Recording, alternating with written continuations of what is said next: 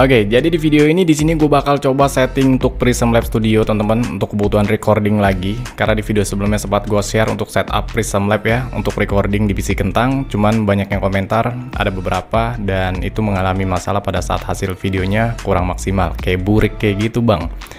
Ya coba kalian tinggal di setup aja, sesuaiin aja sesuai setup gue karena kebetulan memang device gue juga ya PC-nya kentang parah lah cok. Di sini langsung aja kalian masuk ke Prism Lab Studio dulu kayak gini. Pastiin untuk sumbernya semuanya udah kalian tambahin sesuai di video yang sempat gua share kemarin teman-teman. Setelah itu langsung aja kalian masuk ke settingan dari Prism Lab-nya. Ini ada menu setting di pojok kanan paling bawah ya. Kalian tinggal klik aja teman-teman pada mouse kalian. Nah, nanti misalnya kalian udah masuk ke bagian menu setting ya kayak gini. Di sini ada akun. Ini umum, output, audio, video ya. Yang terpenting adalah bagian output, terus audio, video, dan juga lanjutan. Jadi untuk aksesibilitas dan juga pintasan nggak terlalu penting-penting banget. Kita pahamin dulu untuk bagian output dulu. Nah, bagian output ini modenya ada dua pilihan teman-teman. Ada sederhana. Kalau kalian pilih sederhana tampilannya kayak gini. Ini untuk settingan streaming dan ini bawahnya ada settingan untuk recording kayak gitu. Cuman di sini gue lebih suka untuk mode outputnya gue pakai lanjutan kayak gitu. Karena nanti kita bisa setup streamingnya di bagian sini semua pengkodean ya kayak gitu. Terus ini untuk rekamannya ataupun recordingnya. Nah kita bisa setup juga ke sini. Terus untuk audionya kayak gitu ya. Jadi karena di sini kita bahasnya tentang recording, jadi di bagian output kita pilih mode outputnya lanjutan dan kita pilih rekaman ataupun recording. Nah, jadi yang perlu kalian perhatiin di bagian rekamannya ini, di sini jenisnya ini kalian bisa pilih modifikasi outputnya. Kalian bebas mau pakai modifikasi kayak gitu. Nah, kayak gitu ya. Ataupun kalian bisa pilih standar. Cuman di sini gue lebih cenderung suka di bagian standar aja, karena nanti kita bisa setup lebih mudah kayak gitu. Yang pertama untuk standarnya ini kita pilih pengaturan perekamannya dulu. Untuk penyimpanan atau total letak hasil videonya itu kalian mau disimpan di mana. Contoh ini gue simpan di folder local disk E ya, folder user video. Kalau misalnya kalian pengen rubah hasil video rekamannya kemana, kalian tinggal pilih telusuri dulu. Nanti kalian pilih aja mau ditaruh di mana, misalnya local disk E, taruh di bagian apa kayak gitu ya. Nah di sini gue pakai yang default aja biasa gue. Ini user di local disk C, user terus di bagian video. Nah terus di sini untuk format rekamannya nih, gue saranin kalian sih pakai yang MP4 aja. Biasanya kalau default dari Prism Lab Studio itu pakai di MKV teman-teman. Cuman kalau MKV, kalau kalian convert, kalau kalian pindahin foldernya ke mobile ataupun ke HP teman-teman untuk kebutuhan edit nanti, biasanya perlu di convert lagi karena ada beberapa device yang memang nggak support format MKV.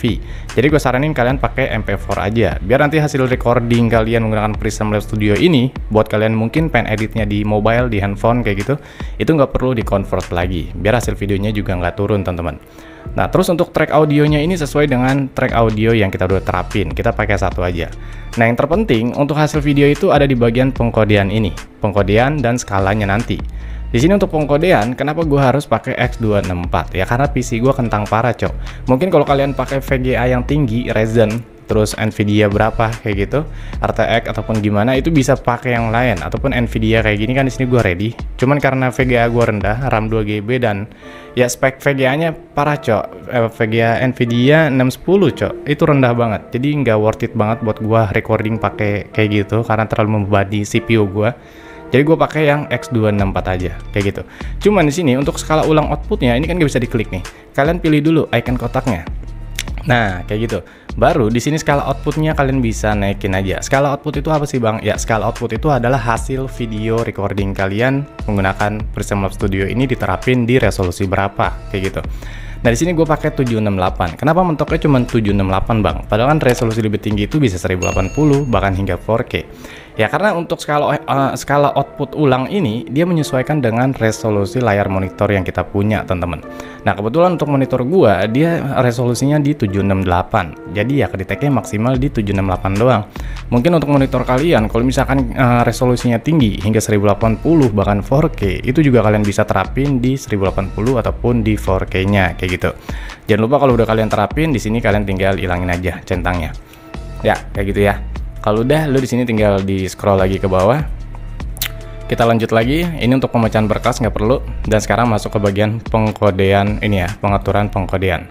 Nah, untuk kontrol rate di bagian pengkodean pengaturannya ini, kalian pakai CBR aja. Sebetulnya sih banyak pilihan, cuman gua nggak OBS, nggak Prism Lab Studio, gue kurang paham tentang CBR, teman-teman. Cuman dari beberapa komunitas dan teman-teman bilang ya CBR aja sih untuk kontrol rate. Jadi gue pakai yang CBR. Nah, yang terpenting adalah bitrate ya, ataupun ketajaman dari sebuah videonya, kecepatan videonya. Jadi kalau kalian semakin tinggi bitrate yang kalian terapin, maka semakin tajam juga hasil video recording kalian kayak gitu. Nah, di sini gue pakai di 3500 kbps. Mungkin buat kalian yang mungkin recording resolusinya di 1080p, kalian bisa naikin lagi ke 4000, ke 6000 kayak gitu. Cuman biasanya semakin tinggi bitrate yang kita terapin, semakin lag juga teman-teman ya. Buat kalian yang mungkin sama kayak gue, pakai PC-nya PC low spec kayak gini, itu bakal berasa banget lag-nya teman-teman. Jadi menurut gue recommended banget buat record santai teman-teman. Di bitrate-nya ini kalian terapin 3500 aja. Kalau masih nge-lag juga kalian bisa turunin mungkin di 2500 kayak gitu. Nah kayak gitu, ataupun di 1500. Cuman 1500 kurang worth it sih, karena bakal kayak burik banget hasil videonya. Nah terus bagian interval keyframe-nya kalian bisa gunain 1 second ataupun 2 second kayak gitu ya. Nah selanjutnya yang terpenting adalah CPU set, profile, dan tune-nya ini. Nah untuk CPU set-nya kalian pilih very fast aja. Kalau kalian pakai ultra fast itu bakal membuat kinerja CPU kalian bekerja lebih maksimal. Jadi bakal cepat panas teman-teman. Gue pilih di very fast aja. Cuman di profile-nya ini gue pakai di high teman-teman. Biasa defaultnya itu pakai baseline, cuman gue pakai high aja. Dan untuk tune-nya ini biarin aja, nggak usah diisi ataupun nggak usah dikotak-atik. Nah ini bagian recordingnya kurang lebih kayak gini. Ini bagian rekaman teman-teman. Untuk audionya ini kita pakai 160 semuanya default bawaan dari Prism Lab-nya. Jadi ngerti ya? Di bagian pengaturan outputnya ini bagian rekaman dan settingannya kurang lebih kayak gini. Kalian bisa contek, screenshot, ataupun diperlambat aja videonya. Kalau udah kalian pilih terapin dulu, terus kalian pilih oke. Nah sekarang masuk lagi ke bagian menu settingnya lagi, karena tadi kita baru setting di settingan rekaman ya, ataupun bagian outputnya teman-teman. Nah tadi output udah di rekaman. Nah sekarang lanjut ke bagian audio nih. Nah untuk audio, sample rate-nya ini pakai 48 kHz, jangan 44,1 kHz, itu bakal lebih kayak pendem ya suaranya teman-teman.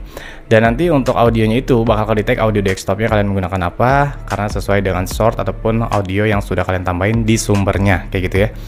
Terus di sini, ini cuman bagian audio biarin aja, cuman di key rate-nya ini kalian pakai cepat, dan bagian tipe peak meternya pakai sampel aja, kayak gitu ya. Untuk lanjutannya pakai bawaan, dan yang lainnya nggak perlu dikotak-atik. Kalau udah kalian pilih oke lagi, buat kalian misalkan kalian rubah, kayak gitu. Di sini karena nggak ada yang gua rubah, jadi gua langsung beralih aja ke pengaturan video.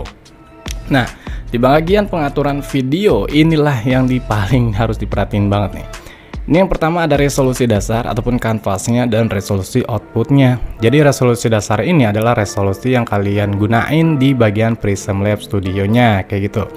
Misalkan kalian tadi gue pakai di 768, karena di tadi resolusi dari monitor gue 768, kalian juga bisa sebetulnya pakai 768 kayak gitu.